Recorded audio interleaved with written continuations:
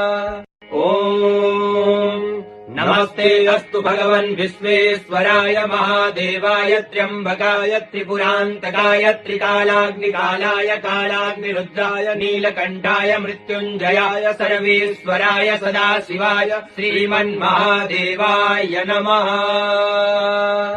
ॐ नमस्ते अस्तु भगवन् विश्वेश्वराय महादेवाय त्र्यम्बकाय त्रिपुरान्तकाय त्रिकालाग्निकालाय कालाग्निरुद्राय नीलकण्ठाय मृत्युञ्जयाय सर्वेश्वराय सदाशिवाय श्रीमन्महादेवाय नमः।